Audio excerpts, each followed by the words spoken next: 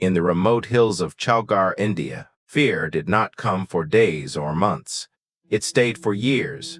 This was not the story of one man-eater. It was the story of two tigers, a mother and her cub, who turned an entire region into a land of nightmares.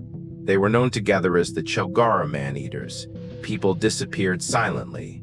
A woman collecting firewood, a child walking a forest path, a shepherd resting under a tree. No screams were heard, no warnings were given, only absence remained. The forest paths became death traps.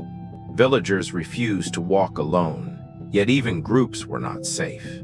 The tigers attacked with terrifying intelligence, striking from blind corners, tall grass, and narrow mountain trails. Fear became part of daily life. What made Chowgarh truly horrifying was the scale of terror.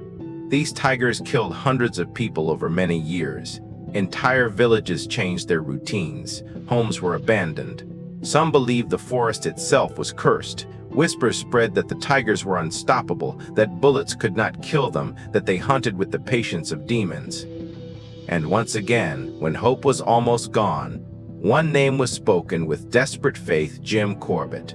But stopping Chowgarh would not be easy, because this was not one killer, it was a legacy of fear passed from mother to cub. The terror of Chowgarh began with the mother tiger. She was old, injured, and slowly losing her strength. Broken teeth and painful wounds made it impossible for her to hunt fast animals in the forest. Hunger weakened her. Pain sharpened her instincts. At first, she attacked humans only when desperate. A lone woman gathering firewood. A man resting beside a forest path. Humans were slow, defenseless, easy. Once she succeeded, something changed forever. The forest had given her a new kind of prey. Soon, fear spread across Chowgarh like a dark fog. People vanished in daylight. Bodies were dragged into bushes. Some were never found. Villagers stopped using forest paths. Children were escorted everywhere. Even armed men walked with fear in their eyes. What made the mother tiger truly terrifying was her patience. She waited silently near narrow trails, cliffs, and blind turns. She attacked without warning, without sound. Survivors said death came so suddenly that there was no time to scream. As years passed, the death count rose higher and higher. The forest became a place of whispers and prayers. People believed the tiger could not be killed. They said she knew every bullet, every trap, every hunter's move. But the horror did not end with her kills. Watching from the shadows, learning every attack, was her cub. And that lesson would turn Chowgarh into something even darker.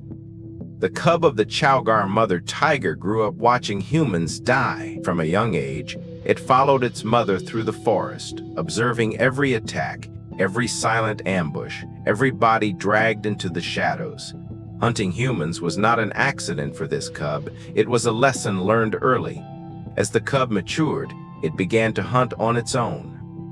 Faster, stronger, and more aggressive than its mother, it attacked without hesitation. The forest paths became even more dangerous. People were killed within sight of their homes. Even groups of villagers were no longer safe. What terrified the villages most was the difference in style.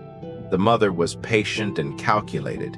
The cub was bold and relentless. It attacked during daylight, near villages, even close to fields. Fear multiplied overnight. Villagers realized the horrifying truth: killing one tiger would not end the nightmare. Chowgarh was now ruled by two man-eaters, working separately but spreading the same terror. The death toll climbed beyond imagination. Hundreds of lives were lost over the years. Entire communities changed how they lived. Paths were abandoned. Forest work stopped. People believed the tigers were cursed spirits, not animals.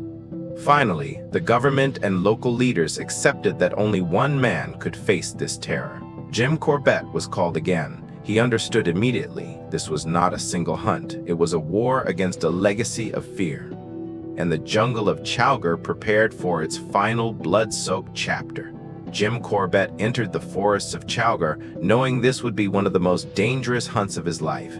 The mother tiger knew this land better than any human ever could. Corbett followed signs of her recent kills: drag marks, broken branches, the smell of blood in the air. The forest felt tense, as if it remembered every scream it had swallowed over the years. One evening, as the light faded, Corbett sensed movement ahead. The mother tiger appeared silently, her body scarred, her face hardened by years of killing.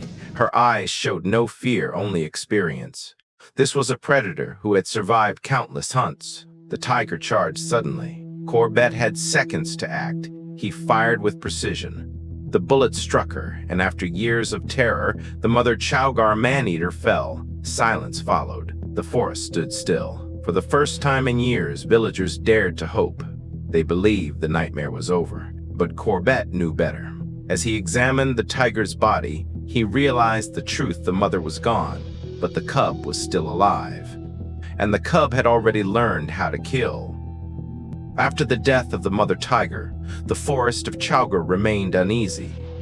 People returned to their homes, but fear never fully left. Jim Corbett knew the truth: the nightmare was not finished.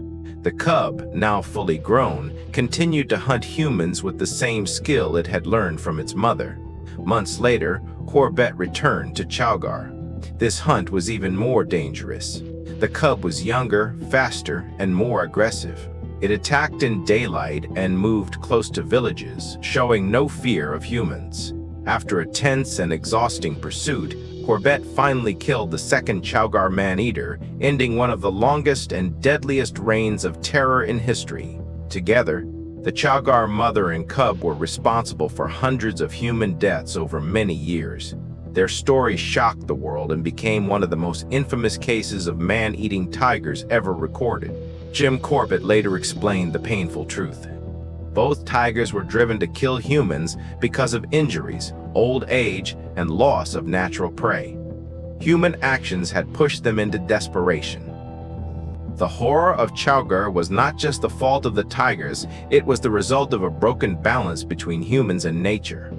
The legacy of the Chowgarh Man-Eaters lives on as one of the deadliest man-eater stories in history, a warning about disturbing wildlife in forests, a lesson that fear is born when nature is forced into suffering. Today, Chowgarh is peaceful, but the forest remembers.